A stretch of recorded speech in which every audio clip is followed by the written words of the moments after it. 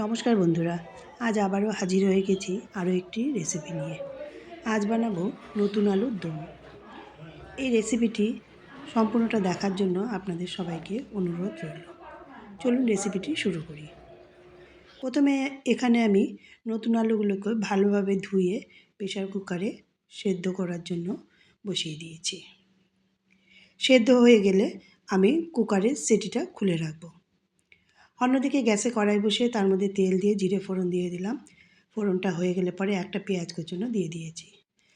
আর তার মধ্যে দিয়ে দিলাম দুটো টমেটো ডুমো ডুমো করে কেটে রেখেছিলাম, সেই টমেটোগুলোকে দিয়ে দিলাম।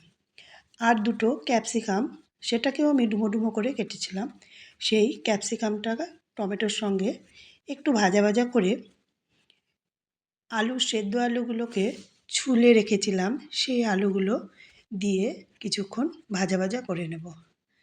আর স্বাদ মতো লবণ ও পরিমাণ মতো হলুদ দিয়ে কিছুক্ষণ আলুগুলোকে ভাজা ভাজা করে নেব। আলুগুলো ভাজা হওয়া পর্যন্ত মিডিয়াম আঁচে নেড়ে চেড়ে ভেজে নেব। আর অন্যদিকে একটা মশলার পেস্ট বানিয়ে রেখেছিলাম। জিরে, কাঁচা লঙ্কা, আদা ও দুটো পেঁয়াজ আর 3-4 কোয়া রসুন আমি একসঙ্গে বেটেছিলাম। সেই মশলাগুলোকে দিয়ে বেশ কিছুক্ষণ কষিয়ে নিলাম। মশলাটাকে একটু সময় নিয়ে কষিয়ে নিতে হবে। যখন মশলা থেকে তেল ছেড়ে যাবে তখন আমি জল দিয়ে দিব। জলটা আমি আগেই একটা বাটিতে একটু গরম করে রেখেছিলাম, সেই গরম জলটাই আমি দিয়ে দিয়েছি। ঝোলটা কিছুক্ষণ ফুটে ওঠার জন্য অপেক্ষা করব। কিছুক্ষণ ঝোলটা ফুটে উঠলে পরেই আমি ওপর থেকে গরম মশলা ছড়িয়ে নামিয়ে নেব আমার আলুর দম। এই আলুর দম রুটি কিংবা পরোটার সঙ্গে খেতে অসাধারণ লাগে।